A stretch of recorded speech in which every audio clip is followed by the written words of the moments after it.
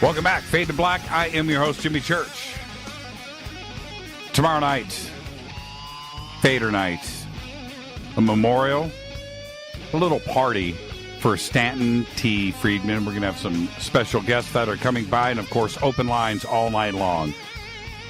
And that's it. We're going to share our favorite Stan moments, and we've got many, and I've got lots of pictures to post, too, as well. So that'll be tomorrow night.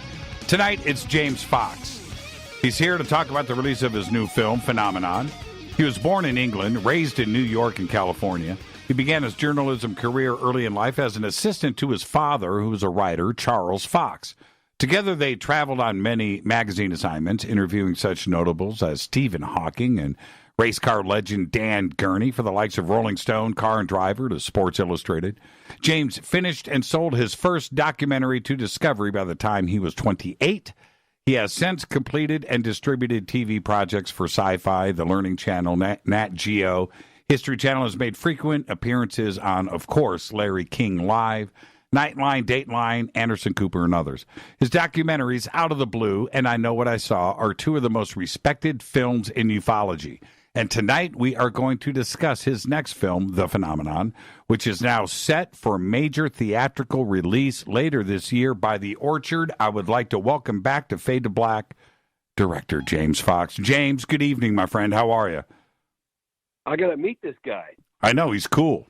I gotta meet myself. I can't. Wow. Yeah, you know what though? When you meet, never contradict him in public. Don't do it. At least that's the rumor. That's the rumor. How are you? You're missing the finger wag there.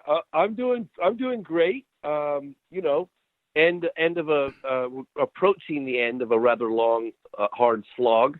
So all the things that one associates with the final push are present in my life. The stress and the cramping of all my muscles and the sleep deprivation.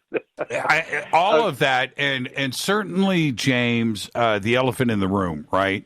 Which is, do you feel the pressure of topping, Out of the Blue and I Know What I Saw? Because how those two films are regarded in ufology. The expectations from this community are very, very high. Do you feel that pressure?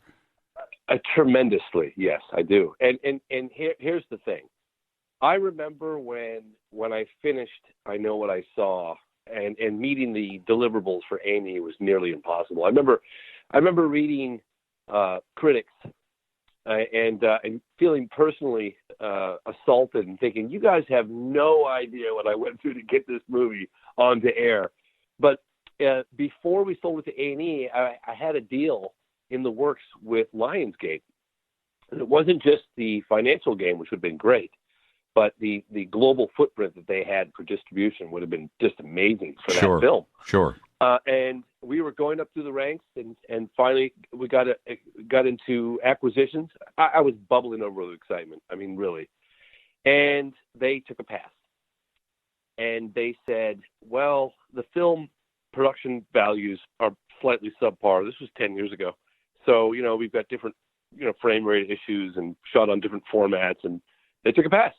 So I said to myself right then and there, I will never, ever make that mistake again. So with this film, I hired a National Geographic photographer by the name of David West. He's phenomenal. And, got really high-end equipment. I hired audio guys. And if I didn't have the money, I raised the money. I didn't settle for less. So the end result is sort of a 60-minute style,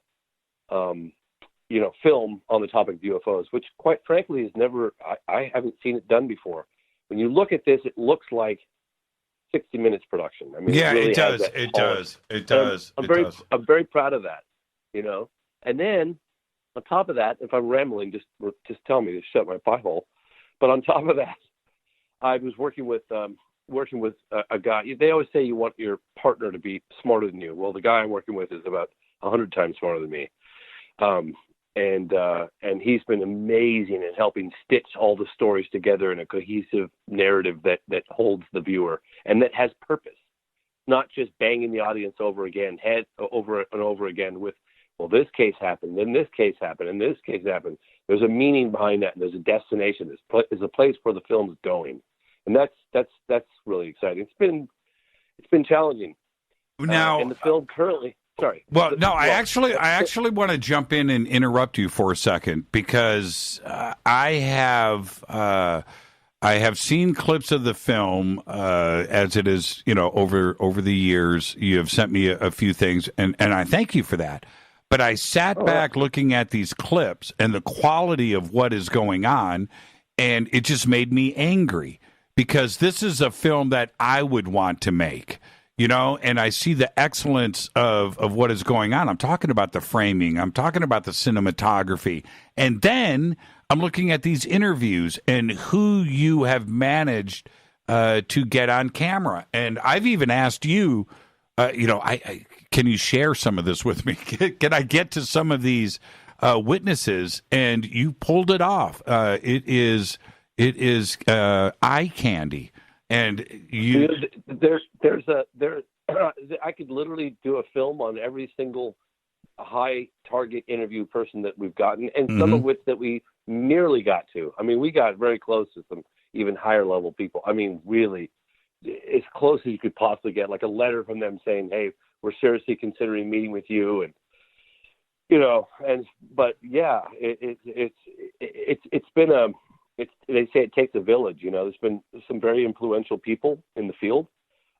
George Knapp, one of them, but a handful of others as well, that have been instrumental in pulling strings behind the scenes for us. And I'm forever grateful. Well, let's cut to the chase because we've got limited time tonight and we've got a lot to talk about. So let's cut to the chase. One of the there's okay, I'm going to tantalize the audience with these two bits of information. Number one, this is going to have a theatrical release across the country by The Orchard, and it's tentative 700 screens. Now, for you, that's got to be the most exciting thing that a director could have. Yeah, I mean, obviously, that appears to be the direction this is moving in, and I am cautiously optimistic. Everyone has seemed to be very impressed with the rough cut that we've shared. It's going to get a lot better. Peter Coyote is going to narrate. We're going to hire, Wait. Who's going to narrate?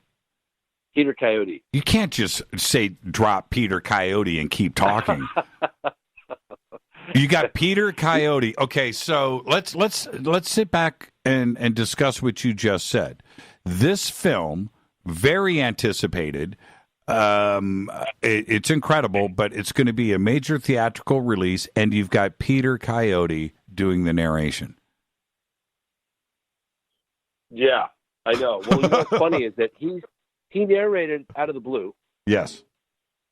And so he's been familiar with some of my previous works, and I sent him clips from this one, and his only response was, "Boy, this is a game changer."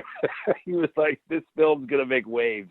And I quite honestly, I totally agree with him. I really feel like, this could be, let's say, the tipping point, but it's if it gets the level of distribution that we're moving in that direction with, I can't imagine that it's not going to really influence a lot of people into reconsidering what they thought of the topic of UFOs. And I say this as well because I have some very skeptical friends.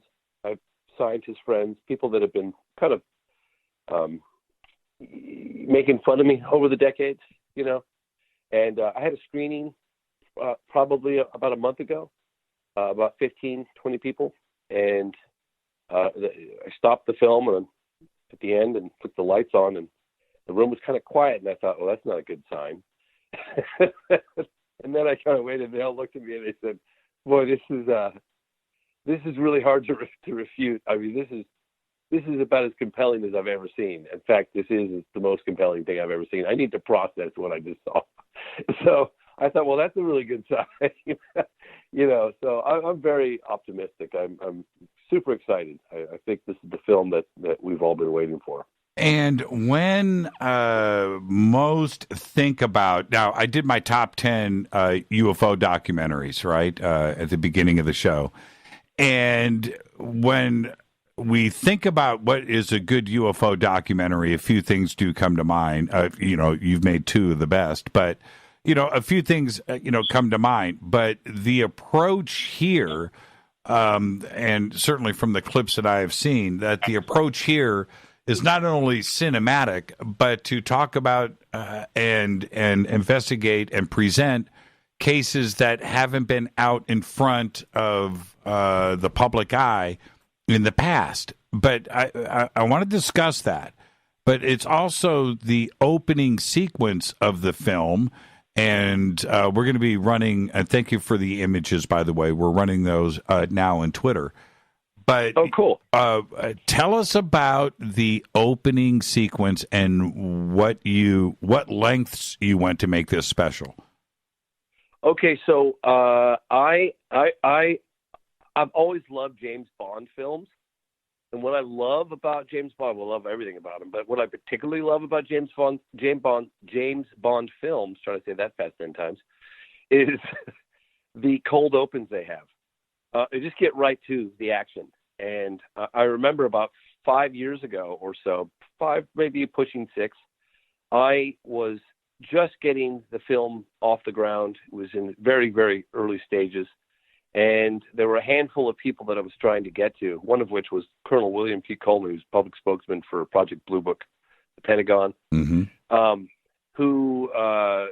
had an extremely dramatic encounter with a flying saucer while piloting a B-25 in 1955 over Alabama, along with a couple of engineers from Allison Engines and Boeing in the plane with him. And no one, as far as I could tell, had ever gotten him on camera about this, which was shocking to me, And I remember at the time I kept saying, "Got to go get this guy. Got to get this guy." And my financial backer was going, "Just calm down, man. We got to put together a plan, and we're gonna go after these. Don't worry, just cool your jets." I said, "No. We got this guy is so important." I made such a stink that finally he was like, "Okay, go, go." And I can't remember how much money I needed, but it was quite a bit because I got really good professional audio and lighting, and it looks beautiful. Sat him down at his house, and we interviewed him for about 5 hours. And I looked over at my camera guy, this guy David West, and we looked at each other, and he knew. We go, "This is going to be the opening of the whole movie." I knew it right on the spot because it's not just the how compelling and exciting the actual encounter is, because it's absolutely amazing. Yes. But it's who is saying it. This guy was like part of Project Blue Book. Right. This is the World War II pilot. This is a guy that was on the inside. And so, long story short, Lee Spiegel actually helped find the airplane, and we found a 1942, I think it was, B-25 bomber. And after months of negotiations, we hired it over actually kind of a day and a half. And we got, and I said to the guy right at the front, I said, "Look, if you can't fly this thing at treetop level at maximum speed, then we're going to go somewhere else." He goes, "No, we can do that." Shut up. Now, wait. So you're the director, so that means you get to fly in this thing. I was in the belly. I was in the nose cone, which is all glass. Oh man! At treetop level, and with the pedal to the metal, man. It was terrifying. It was. I'll never forget it. But yeah, I was in the nose cone at treetop. Yeah. Now. But we put cameras everywhere, cameras on the ground, cameras inside. It's such a cool opening. Oh, my God. Everyone I show it to is like, holy moly, how did you guys pull this off? Of course, I had no money when I first started this whole thing. I mean, I just like, you have a concept, you have an idea, and then you think about it, project what you want, and somehow it manifests, How I want to continue talking about the film, but I do have to ask you, how has your view of this phenomenon, certainly the film, I mean, how's it changed over the years? Where are we today? Because this is the first time that and if you've seen my previous works, I've never gone into the intelligence behind the phenomenon. I've never explored that angle of it. Right. I've always felt that we needed to take baby steps, or certainly maybe perhaps that I did. And this film, we're really digging into potential agenda, potential, everyone's going to have a different opinion on it. And I've always maintained a fairly conservative position. But certainly we explore the intelligence behind it. I mean, I'm covering close encounters of the third kind. I mean, multiple close encounters of the third kind in this film from around the world.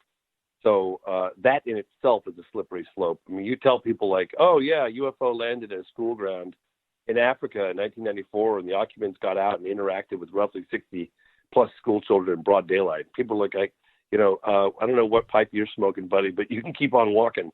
I mean, who the hell's going to ever believe that? Right? That's right. And, nobody,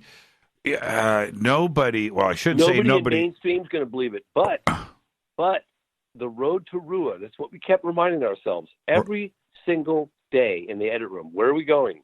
It's the road to Rua. This film builds and culminates with contact in Africa. And if we can build a solid case where we can get even the most ardent skeptic to consider the possibility that that might have just happened, right, then we've done our job. And I can tell you right now, that's exactly what this film does.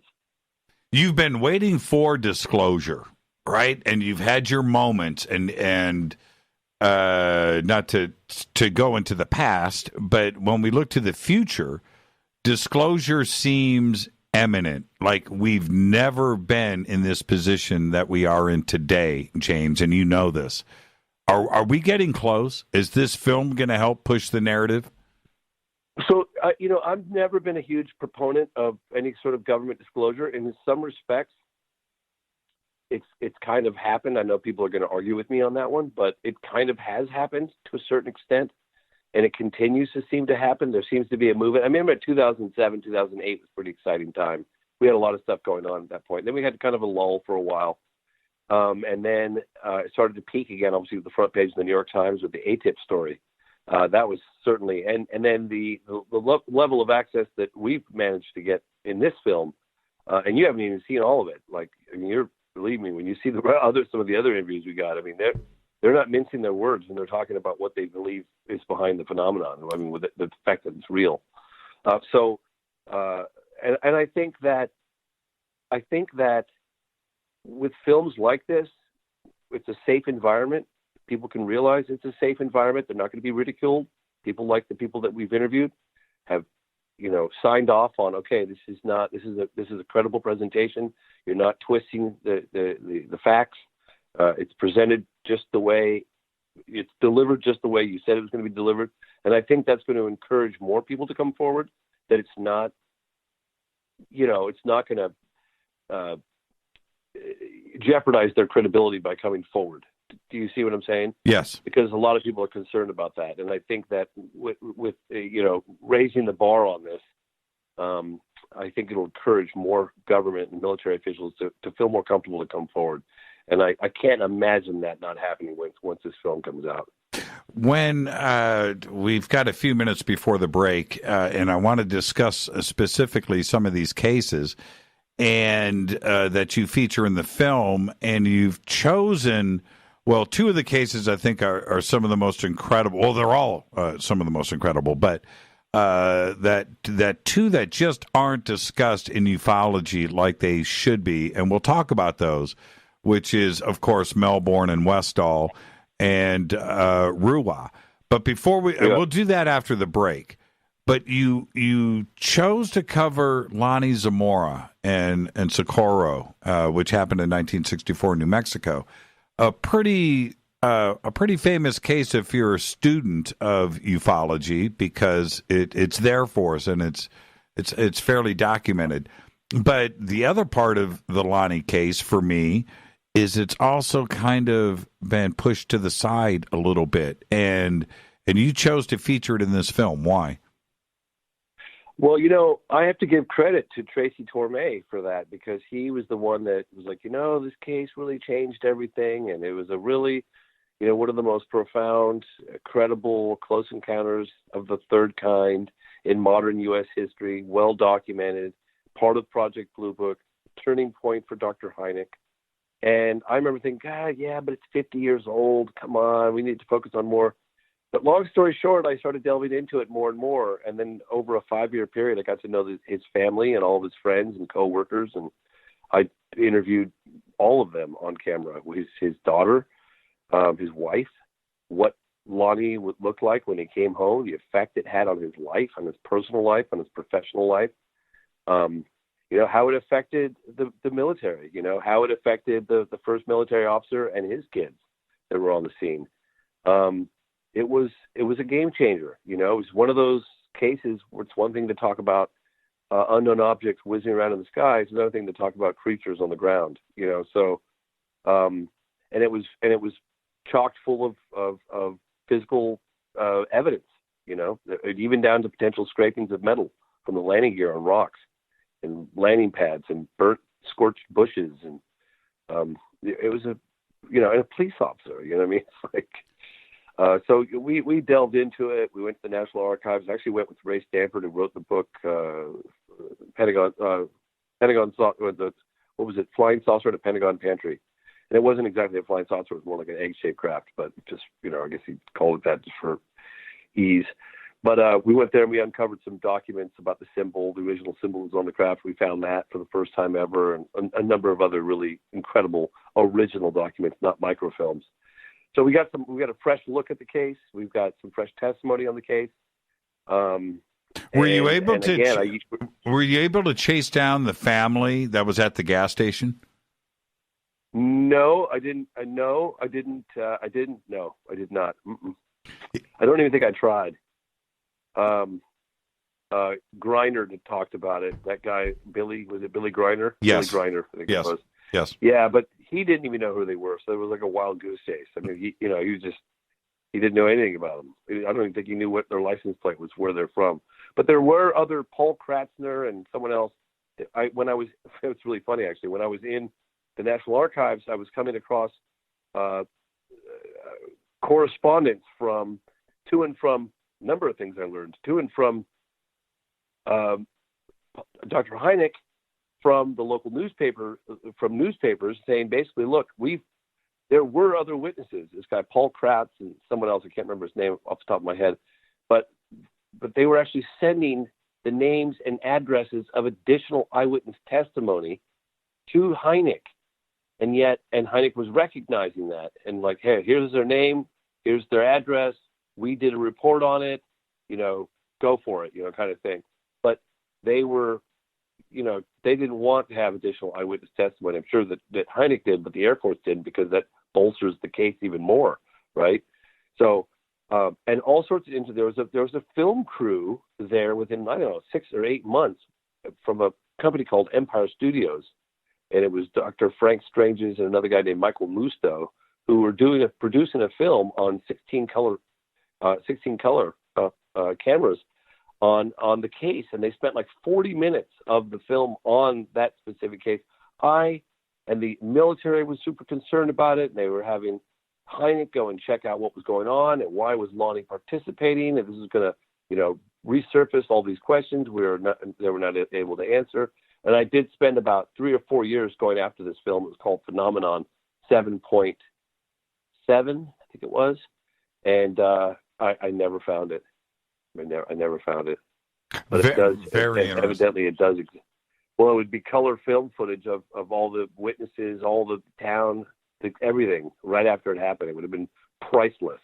With Frank Stranges, no doubt, right? Wow. It's eventually owned by Turner Classics. They have a little blurb on it on the internet. You can Google.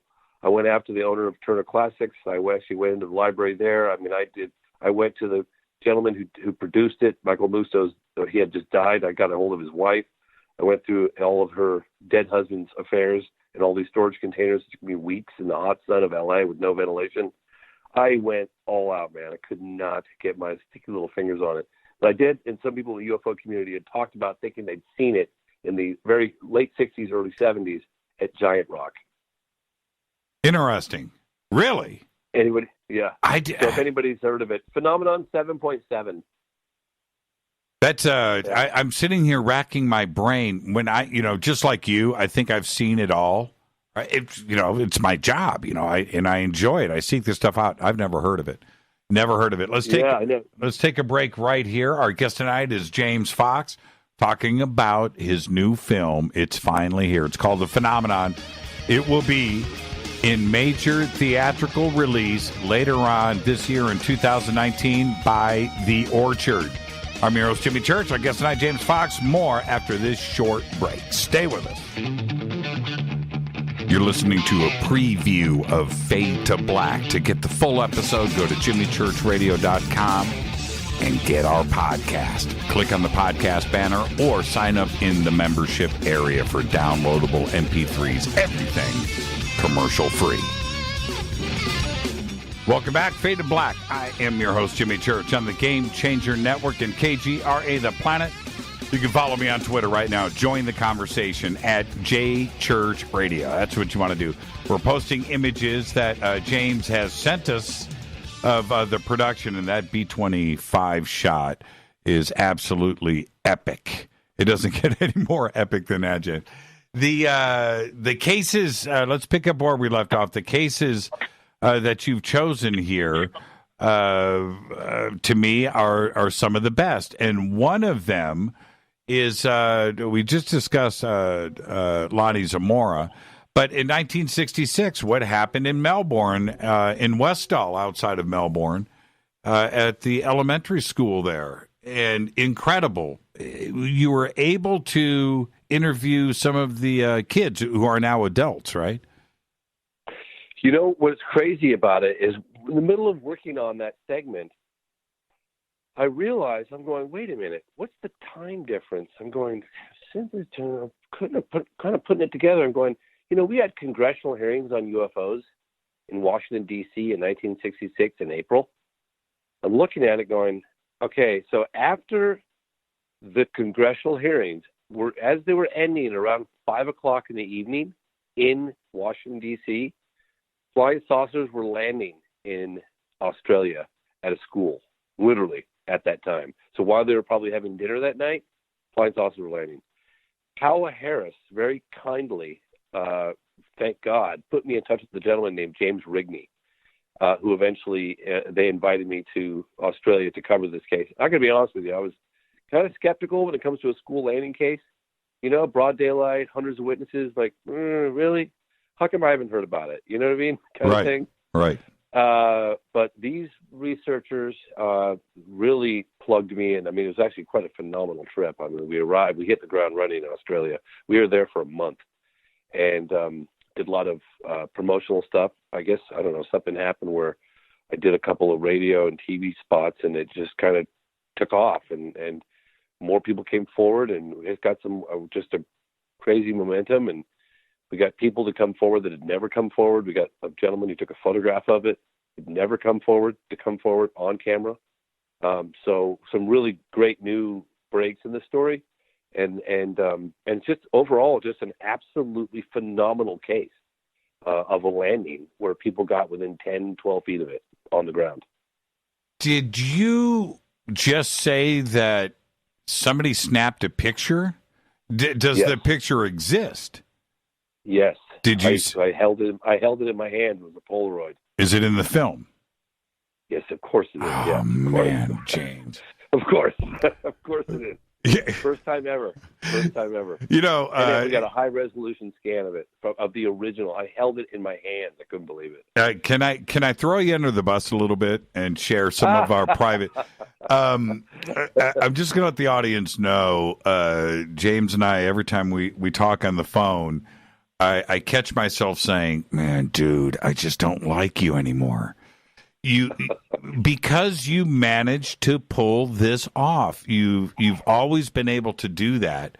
And that's one of the holy grail situations in ufology. But when we look at the Westall case with hundreds of witnesses, a complete cover-up by the local media, the newspapers, and the television stations that all covered the case, and then suddenly the media was pulled from it. Were you able to go and see the original television coverage? Well, it's funny you should say that because I actually went on the station that covered it at the time, Right. and it was a wonderful researcher, Shane Ryan, who had informed me what had happened, and I had actually inquired about it while I was at the TV station. I mean, I was there going on their station, and so I was like, "Hey, what about?" They said, "Well, the box where the tape was in was still labeled, Westall UFO incident, and the tape inside was gone, and when the object landed within 20 minutes or less of this thing taking off again, military trucks and military presence arrived. The media was interviewing the students. I mean, I talked to the students. They were telling me I was at the school. The media was there interviewing the students. The students were explaining what happened. Hundreds of people saw this, okay? And there were pilots flying overhead as well. So there's a local airport not too far down the way, and there were some small aircraft that were being, curious and flying around this thing, getting evidently dangerously close. But anyway, the military arrived, shut it down, shut everything down. I keep interrupting you, James. I am so rude. Okay. I'm talking too much. But the Westall 66 documentary, which I hold way up there, it's an incredible documentary. But when you were able to go to the elementary school, and the way that they presented in the documentary, it's a well-made documentary. It's excellent. It's on every level. But I've often wondered what the view out to the field and through the trees would be in person. And you went there. I brought my drone and I flew exactly where the flying saucer was flying. I landed my drone exactly where the flying saucer landed, exactly with the witnesses that were there. We flew the drone directly over the tower, the same power tower that was there at the time in 1966, exactly where it was initially spotted. And then we interviewed the school teacher who's never gone on the record before, the science teacher. I'm not allowed to say his name over the radio, but we interviewed him, and he explained why he'd gone dark for 50 years. Was he the teacher that took the pictures, but they took the camera from him? No, but there was talk of that.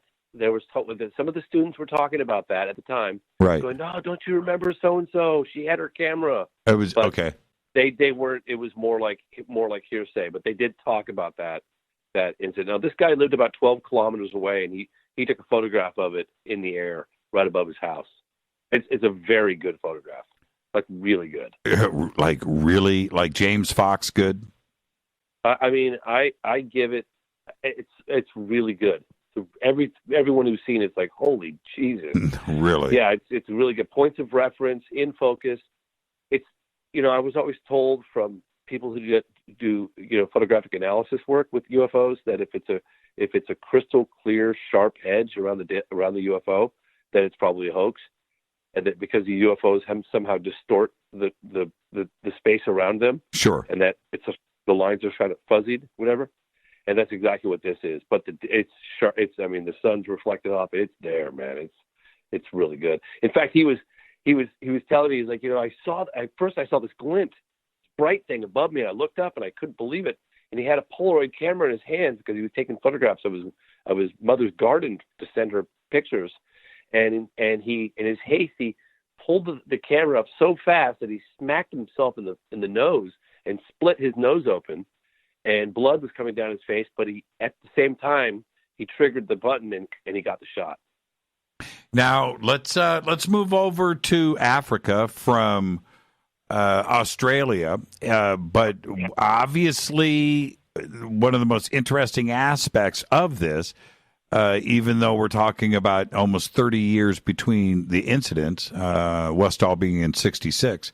In 1994, what happened in Ruwa, but it was another elementary school with, again, dozens and dozens of students that witnessed this and also communicated with this strange being.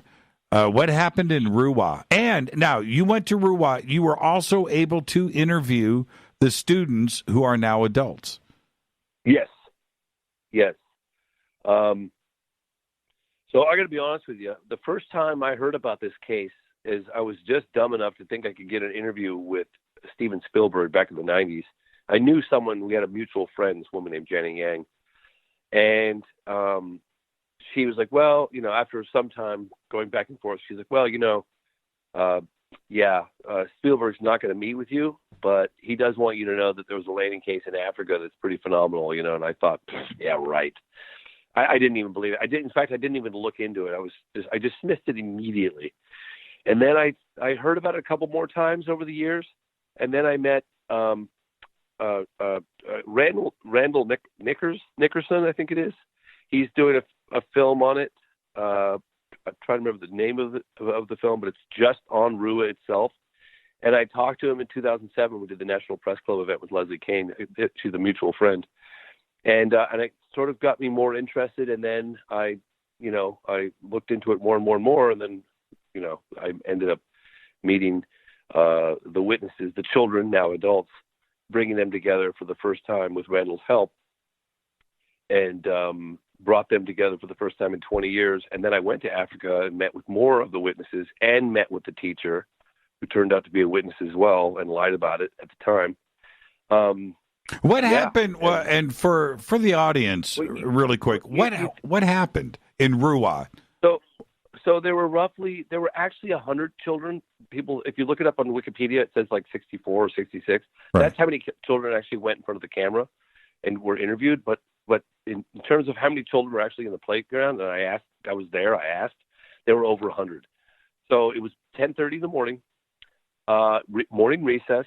There were roughly 100 children playing, and they were explaining this to me that and it was rural. Rua is outside of Harare, which is the capital of Zimbabwe. There's these logs that they would put that would define the outermost perimeter of the playground, and beyond that was like sort of tall grass and potentially snakes and spiders and nasty things that the children knew not to go. It was groomed, so that they were only allowed to go as far as the logs, and that was it. So the children, of course, being children, would go all the way out to the furthest point possible, and they would dance and skip along these logs.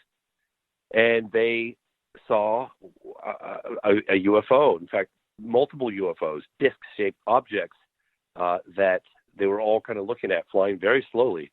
And then these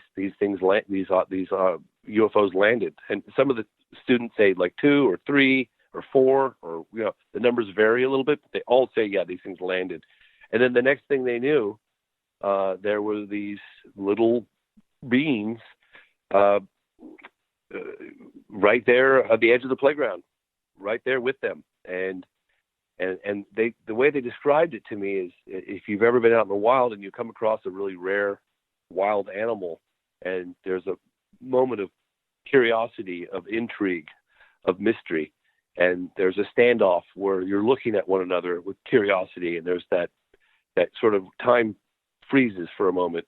It's not aggressive or negative in any way. It's just curious. Like they're looking at you just like you're looking at them with the same level of curiosity, and that's what it was like. And some of the students had told me, and this didn't make it the movie, the children were dancing on these logs at the farthest perimeter of the playground, and the creatures were dancing along with the children in the grass, just next to them, joyfully, playfully dancing. And and then there was some face-to-face contact. Some of them were still with the craft, others were coming, but they would sort of appear and reappear, almost like they were shape-shifting kind of thing. Do you know what I mean? Like they were trying to describe what it was like. And to me, it seemed like they would kind of slip in and out of this dimension almost, is what it sounded like. But they would sort of appear and then reappear over here and kind of move around, and they almost floated. And then there was face-to-face contact, and I kept saying, well, how far? I was thinking like maybe they were in the bushes. Like, no, this was like 3 feet away, right there. And they had telepathic messages that were given to the children of being better environmental stewards and that sort of thing. And they actually described it that way, that they actually communicated, and they probably didn't even know what telepathy was, or this, no. But that is, that's what they described to everyone, that they had communication. Yes, yeah, they had communication, and it's incredible. And Dr. John Mack, Harvard psychiatrist, other interviews as well, but he sat the children down, and then And then you listen to the children then, right after it happened, the archive footage that we have, and then you sit down with them today, 20 years later, and you just won't believe it, man. It's like it happened yesterday. I mean, they remember it. And a lot of them hadn't even told their spouses or their husbands about it. It's because they were like, I'm tired of defending this story. I just don't even want to engage. I don't care if you don't, I'm not interested in trying to persuade anybody whether it happened or not. And right down to who's now the headmistress, Judy Bates, is the same thing. It's like this happened. This event happened. What about the archive footage that was shot before you got there, that whole documentary? Did you get a chance to see any of that? Yeah, well, we licensed it from the John Mack Institute. Okay, because there were reels and reels of footage. Oh, yeah. I mean, it's funny, actually. I bumped into a gentleman on the street, coincidence, who knows, but literally on the sidewalk in Colorado, and he's going, oh, wait a minute, are you, yeah. We start talking. Long story short, back in the 90s, he was working with Dr. John Mack, and they were going to produce a special. It was going to be called, Disturbance, which is what Rua means, disturbance. And Rua is where the incident took place. And the thing kind of fell apart, but he had all these, and then, of course, Dr. John Mack unfortunately died in London, and nothing ever really happened, but he'd been sitting on all these original tapes that he'd had from back then, and he gave them to me, and I had them all transferred, and there was a lot of interviews that were done with locals in and around Harare and Rua that had seen the craft too. So lots of adults had seen. This was an incident that took place over several days, and then the objects eventually decided to land at the school, whatever reason that was. Maybe they felt the children were much more likely to make benign contact. But the objects were witnessed by lots of people in the town, and there was actually, I don't know, like 7 or 8 seconds of a cigar-shaped thing at night that was taking video that we also have. Very exciting, and I want to talk about this. You got to see it. You got to see it. I can't wait. I know a guy that knows a guy, and hopefully I'll be able to see a rough cut here very soon. And but I'll see what you can do. I want to talk, James, but this other case that there's a lot in the film. We're not giving everything away tonight, and I certainly want to be surprised too as well. But China, the Meng Jiaogua case, which was also surprisingly in 1994. This is another case that most have never heard of. Tell us about that. Actually, I'd never, last year I went to China twice, and it was a big deal. And Don Schmidt was really helpful in making that all happen. He had this whole contingent of Chinese researchers that invited us over, and we did a whole sweeping tour of China. We went to Lulian and Dalian and Chongqing, where they were starting a museum for the Roswell case. They're working with Don Schmidt on that, Beijing, and we went, just like I said, planes, trains, and automobiles all across China, and it's amazing. Like there's more Chinese UFO researchers than there are population in the United States. I'm exaggerating a little bit, but no, you're not. No, you're not. No, you are not. It's amazing. I was shocked at how many, like the level of professionalism and seriousness.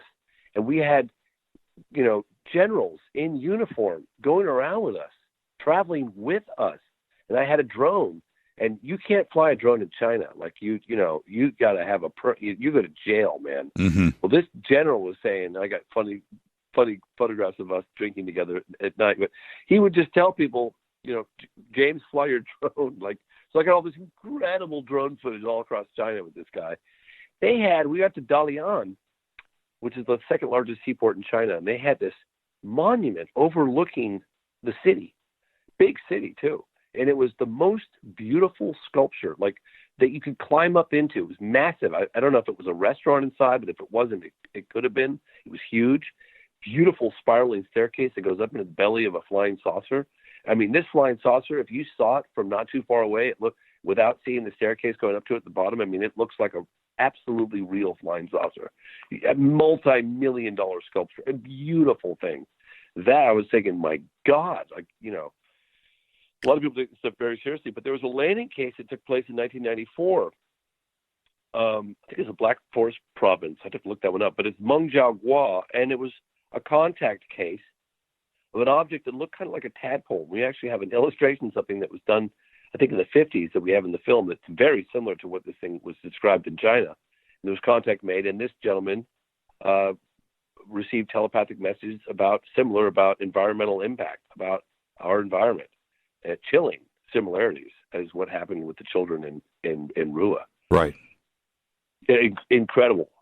Really incredible. And it was really incredible. And I met with lots of other witnesses throughout different regions in China that had pretty phenomenal cases and telepathic communication with these things. And sometimes it might not have been face-to-face contact with beings, but they'd see a craft and have a message. Did you get a chance to meet Chuck Fay?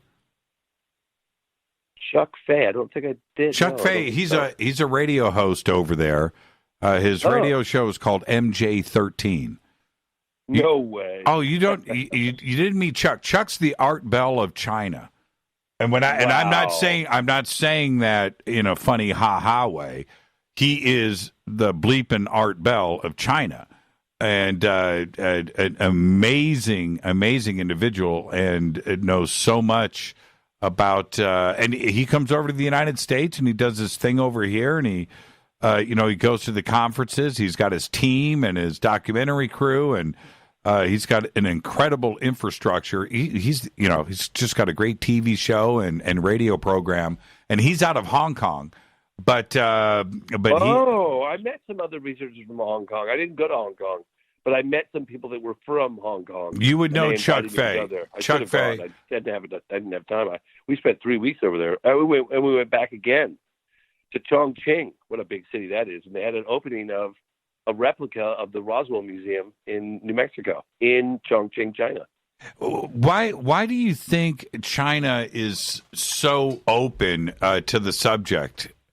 It's pretty fascinating. I mean, I think that the government, they control everything over there, but they are okay. Gene Weijiao was the guy that we dealt with, the head of the International UFO Research, and he was telling me that in order to have an organization like he has, you have to have a stamp of approval, certification from the government. Right. And so that's sort of a tacit acceptance of a validation of your business or your organization.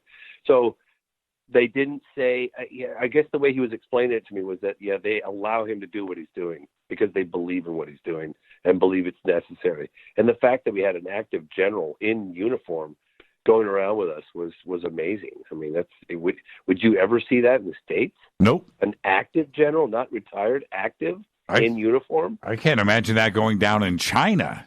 Forget about the United States. I couldn't believe it either, man. It was remarkable. In fact, there's so much stuff that's going to end up at the edit room floor. We are 2.5 hours long right now. We need to cut 30 minutes out of this movie. We're not going to cut China section out, but I think what we're probably going to do, and we've talked about this for some time now, is do an 8-part miniseries for Netflix after this, because there's so much stuff on the edit room floor that we can't get it all in. What you could do, cut Peter Coyote out, and then I could replace him with Jimmy Church. Hey, James, I know that you're in the middle of editing. I understand that, and you're working. Can I keep you for one more segment? One more segment, James. Yes. You're the best. Yes. I knew you. I just knew it. Yeah, let's take a break. One more, last one, but really, I'm going to the studio tonight. You know what? Blame me. That's it. I'll be the fall guy. Our guest tonight is James Fox, talking about his new film, The Phenomenon. We'll be right back. Stay with us. You have just listened to a full hour free preview of Fade to Black. To get the full show, all archives, just go to our podcast section at jimmychurchradio.com. You can also sign up to be a Fadernaut in our membership area, where we have downloadable MP3s. Go to jimmychurchradio.com. Go Bagley Tappy.